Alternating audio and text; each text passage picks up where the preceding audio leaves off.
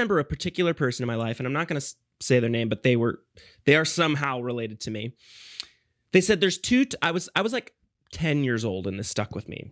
And I guess I want to get your read on it too. They said there's two types of people in the world, which is already an oversimplification in my eyes. There's two types of people in the world. There's the people who dig ditches and the people who tell other people to dig ditches. And he said, if you keep continuing the way you're continuing, you're going to be digging ditches for the rest of your life. And you were told that at 10 years old. 10 years old. So here we stand, like what, 28 years later, or 18 years later. 18 years later, yep. And that still has a profound effect on you. It really messed me up. So, and I always think of that, you know, as someone who spends time in a classroom and is a mentor to our students.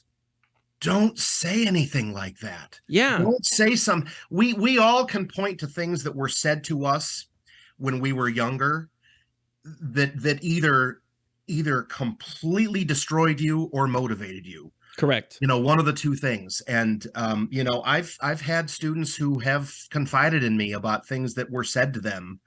And how do you undo that? What can you say to someone who has had that kind of profound thing said to them, so profound that it shapes their thoughts years later?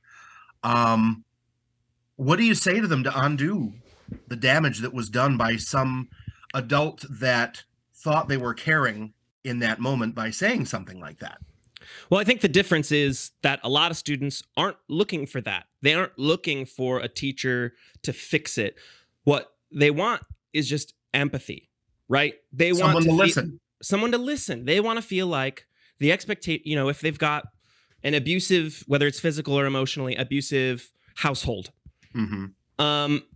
they're not looking for you to call the cops on your parents. They're just looking for you to tell them that, like, it's okay. Like that will not happen here. We accept you for who you are. And that doesn't mean that they get to get away with everything in class. That doesn't mean they just get to be a blanket interruption because we feel empathetic for this kid.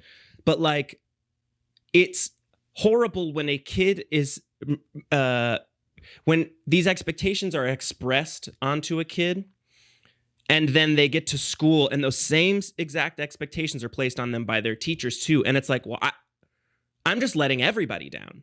I'm not. And then, you know, you get separated from your friends sometimes because you get kicked out of class or whatever. So it's like, I don't have my family. I don't have my teachers. I don't have my friends. I don't have my peers. I am now, it's like the ISS philosophy. Like, you are alone. You are to be removed from the group. And you don't ever want to have a student feel alone. You know, it's interesting in digital media production. In our class, we attract the creative kids, obviously. Sure.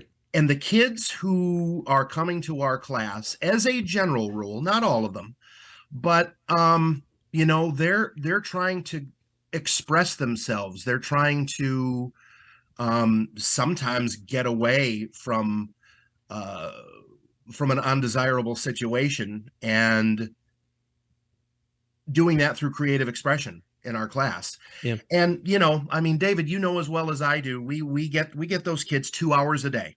Yeah. And we get them during their 11th and 12th grade years, which, as I had just mentioned, those are emotional years. Those are difficult years.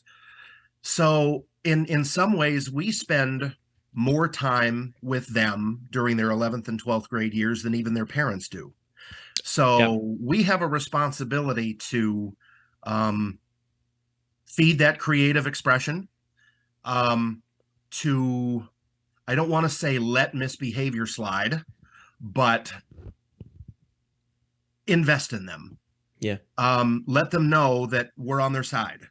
And I've stayed in touch with so many former DMP students over the years. I feel like I have 500 of my kids out there after, you know, in the last 10 years. And, you know, it's fun, especially to watch the kids who struggled in the class find themselves, become successes, and celebrate their successes with them.